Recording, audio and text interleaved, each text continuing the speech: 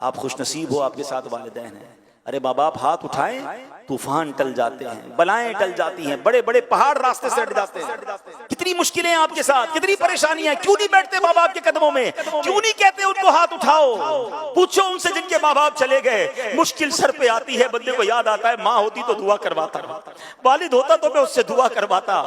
ارے آج تمہارے پاس تمہارے ماں باپ ہیں، بیٹھو ان کے قدموں میں، کرواؤ دعائیں، تمہارے مشکلیں کیسے آسان ہوں گی۔ حضرت موسیٰ علیہ نبینا علیہ الصلوۃ والسلام ایک بار چلتے چلتے آپ کو کچھ تھکاوٹ محسوس ہوئی، آپ نے اللہ پاک کی طرف، آپ چاہ رہے تھے کہ سفر آسان ہو جائے، اللہ پاک نے وحی بھیجی، اے موسیٰ قریب ایک پہاڑ ہے، وہاں تشریف لے جائیے، اس غار میں ایک شخص ہوگا، وہ آپ کے لیے سواری کا انتظام کر دے گا۔ حضرت موسیٰ اللہ کے نبی ہیں، کلیم اللہ ہیں، اللہ چاہتا تو ہوا کے ذریعے آپ کو سفر کروا دیتا، خود سواری کا انتظام فرما دیتا، آپ کو ایک بندے کے پاس کیوں بھیجا؟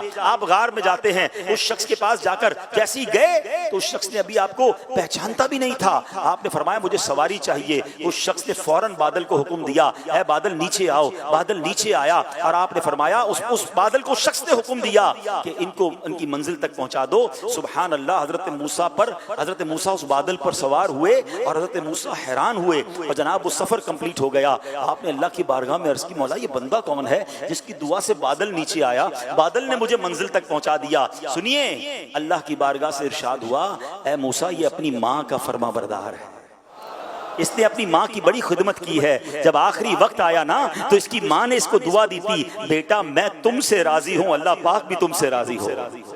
اللہ فرماتا ہے موسیٰ میں اس سے راضی ہو گیا ہوں۔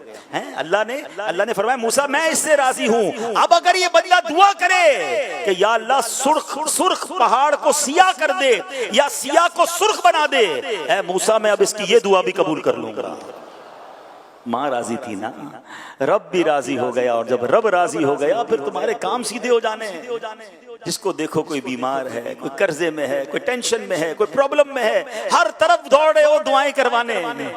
ارے ماں گھر میں بیٹھی ہے، اس کی دعا لے لو نا، والد گھر میں ہے، جاؤ نا اس کے پاس، پیر دبائیے ان کی خدمت کیجئے، معافی پہلے تو مانگیے ان سے۔ کتنی بلند آواز میں باتیں کی ہیں، کتنا جھاڑا ہے اپنے ماں باپ کو، کتنا برا بھلا کہتے ہو۔ دوستوں کے لیے ٹائم ہے، والد کے لیے ٹائم نہیں ہے۔ خدا کی قسم ثواب کا انبار ہے تمہارے گھر میں۔ حدیث پاک کے الفاظ ہیں، جو بیٹا، جو اولاد اپنے ماں باپ کو محبت کی نگاہ سے دیکھے، حدیث پاک کا مضمون ہے، نبی پاک فرماتے ہیں جو اولاد اپنے ماں باپ کو محبت کی نگاہ سے دیکھے اللہ مقبول حج کا ثواب عطا فرماتا ہے۔ اللہ اکبر۔ صحابی رسول نے پوچھا وَإِن نَظَرَ كُلَّ يَوْمٍ 100 مَرَّةٍ، یا رسول اللہ کوئی 100 بار دن میں دیکھ لے۔ ارے ماں باپ تو گھر میں ہے نا، جتنی بار چاہے دیکھیں۔ اللہ اکبر۔ نبی پاک نے کیا فرمایا؟ اللہ اکبر و اطیب، اللہ بہت بڑا اور پاک ہے، یعنی کوئی 100 بار دیکھے اللہ 100 حج کا ثواب عطا فرماتا۔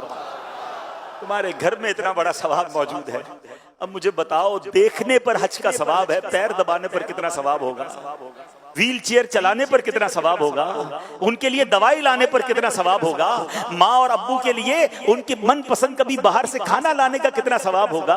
رات کو ان کی پکار پر کھڑے ہو کر لبیک کہنے کا کتنا ثواب ہوگا؟ ذرا سوچو تو صحیح، وہ بیٹیاں جو ماں کی خدمت نہیں کر رہی، ارے یہی بوڑھے ماں باپ ہیں جنہوں نے ہماری گندگیاں صاف کی ہیں، یہی وہ بوڑھے ماں باپ ہیں جنہوں نے انگلی پکڑ کر ہمیں چلایا ہے۔ آج ان کو چلنے کی ضرورت ہے، تم دور جا رہے ہو، آج ان کو تمہاری ضرورت ہے، تمہارے پاس ٹائم نہیں ہے۔ وہ کہتے ہیں نا کہ 2 ماں باپ مل کر 11 10 بچے سنبھال لیتے ہیں، 11 بچوں سے مل کر 2 ماں باپ نہیں سنبھالے جاتے۔ خدا کے واسطے یہ مت کرو، یہ تمہارے لیے بہت بڑی نیکی ہے۔